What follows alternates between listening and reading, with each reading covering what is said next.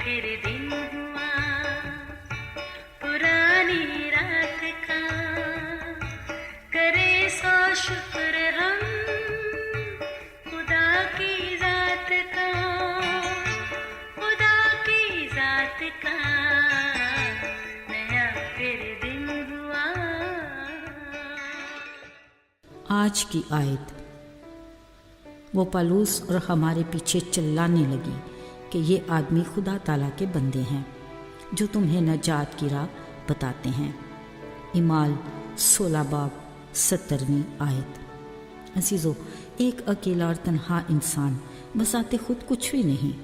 वो हर कदम पर अपनी ज़रूरत के लिए किसी का तलबगार है, यानी हमारी ज़िंदगी का दारोमदार ही दूसरे पर है। असल में ये सोच उस खालिक खुदा की हिकमत है जिसकी बदौलत उसने हम इंसानों को किसी न किसी रिश्ते में जोड़ कर रखा। बिलाशुबा मिलजुल कर रहने में ही हमारी बेहतरी और भलाई है। इसी सिलसिले को अच्छे तरीके से बरकरार रखने के लिए हर एक की जिम्मेदारियां होती हैं जिनको ऐसन तौर पर पूरी तरह हमारा फ़र्ज़ बनता है। इस असूल का ताल्लुक़ हमारी ज़िंदगी के हर शोबे से होता है। बेहतरीन कारकर्दगी के लिए अपनी जिम्मेदारी को ईमानदारी से निभाना बेहद ज़रूरी है। याद रहे, जिम्मेदारी का नज़रिया सदियों पुराना है। खुदा ने अपनी बसाई हुई इब्तदाई बस्ती अदन में बाग की निगरानी की जिम्मेदारी आदम को सौंपी, जिसके बायस वो हर तरह के फल और सब्जियों से मुस्तफ़ीद होते थे। जिम्मेदारी असल में एक फ़र्ज़ है जिसके मुतबादिल हम अपने हक़ का फ़ायदा हासिल करते हैं। अजीज़ो, कलाम मुक़द्दस के मुताबिक हज़ारों साल पहले ये उस दौर का वाक़या है जब यीशु के पैरोकारों की बदौलत आसमान की खुशखबरी का काम बड़ी तेज़ी से होने लगा। यीशु के दिए गए इख्तियारात से बड़े मौज़े और अजीब काम होते थे, और पाक रूह के नज़ूल के बाद से शागिर्द बड़ी दलेरी से यीशु के नाम की गवाही देते, जिसके बायस लोग बड़ी तादाद में ईमान लाकर ईमानदारों की जमात में शामिल होते और यूं इब्तदाई कलीसियाएं वजूद में आईं। एक दिन पालूस और सैलास दुआ की गरज से खुदा के घर की तरफ जा रहे थे कि एक लौंडी जिसमें गैरदान की रूह थी चिल्लाने लगी, ये खुदा के बंदे हैं जो तुम्हें नजात की राह बताते हैं।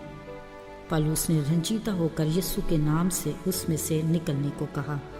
कलाम मुक़द्दस में लिखा है, वो तो उसी वक़्त भली चंगी होगी, मगर जिनके लिए वो कमाई का बायस थी वो सख्त नाराज़ हुए और इन दोनों को पकड़कर फौजदारी के हाकिमों के हवाले किया, जिन्होंने उनके कपड़े फाड़े और बैंत लगाकर उनके पांव काठ में ठोंक कर कैद खाना में डाल दिया। अजीज़ों, इसी रोज़ आधी रात एक नाकाबिल फरामोश वाक़या पेश आया। हुआ ये कि ये दोनों कैदी दुआ कर रहे थे और खुदा की हम्द के गीत गा रहे थे। बाकी कैदी सुनकर ये सोच रहे थे कि ये किस तरह के कैदी हैं। अजीज़ों, सोच तो मैं भी रही हूँ कि वो कौन सा गीत गा रहे होंगे। शायद ये कि खुशी खुशी मनाओ, खुशी खुशी मनाओ, बोलो बोलो मसीहा की जय, मेरे लिए आया, मेरे लिए मुआ, मेरे लिए फिर जी उठा, मेरा है मसीह। अजीज़ों, कलाम मुक़द्दस में लिखा है, इसी लम्हे यकायक बड़ा भूचाल आया, यहाँ तक कि कैद खाना की बुनियादें हिल गईं, दरवाजे खुल गए और बेड़ियाँ खुलकर गिर पड़ीं। दारोगा ने जब जाग कर मंजर देखा, सोचा कैदी भाग गए, तलवार उठाई और ख़ुद को मारने लगा कि पालूस ने पुकार कर कहा, अपने ताई नुकसान ना पहुँचा, हम सब यहीं मौजूद हैं। कलाम में लिखा है, वो पालूस सैलास के आगे गिरा, बोला, आए साहिबो, क्या करूं कि नजात पाऊं। अजीज़ों, खुदा के इन बंदों ने ना सिर्फ दारोगा को बल्कि उसके घराने को भी निजात की ऐसी राह दिखाई कि सब यीशु पर ईमान ले आए और बपतिस्मा लेकर खूब खुशी मनाई।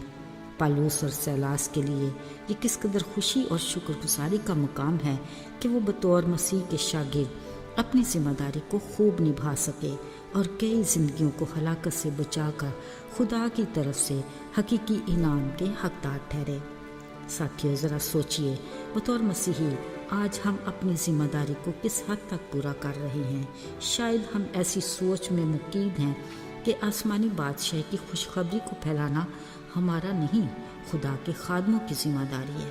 ذرا سوچیے، اگر کوئی شخص ہماری نظر کے سامنے اس راستے پر جا رہا ہے جس کے بارے میں ہمیں علم ہے کہ آگے خطرہ ہے، تو کیا ہم اسے روک کے خطرے سے آگاہ کرنا یہ ہماری ذمہ داری میں نہیں؟ میرے عزیزو، مسیحیت میں خدا کے ارشاد اعظم کی بڑی اہمیت ہے۔ زندہ آسمان پر اٹھائے جانے کے وقت یسوع نے اپنے شاگردوں سے کہا، پس تم جا کر سب قوموں کو شاگرد بناؤ، انہیں باپ، بیٹے اور روح القدس کے نام پر بپتسمہ دو اور میرے حکموں پر عمل کرنے کی تعلیم بھی دو۔ یاد رہے، کلام مقدس کے مطابق اب تک اس مشن پر عمل ہوتا چلا آ رہا ہے، مگر آج کے دور میں بطور یسوع کے شاگرد اس مشن کو جاری رکھنے کی بڑی ذمہ داری ہم پر عائد ہوتی ہے۔ آئیے سب مل کر اس کے بڑے فضل اور رحم کی بدولت خدا کی محبت سے بے خبر، مسیح کے کفارے سے ناواقف، گناہ میں پڑی انسانیت کو اس کے حکم کے مطابق جھپٹ کر جہنم کی آگ سے نکالیں اور ہلاکت سے بچائیں۔ آئیے دعا کریں۔ اے خداوند باپ، ہم شکر گزار ہیں کہ تو نے ہم گناہ گاروں پر رحم کیا اور ہمیں ہمیشہ کی زندگی کا وارث بنایا۔ توفیق دے کہ ہم دوسروں کے لیے تیری نجات کی راہ بتانے والے بنیں اور اپنی ذمہ داری کو احسن طریقے سے پورا کر سکیں۔ یسوع کے مبارک نام میں آمین۔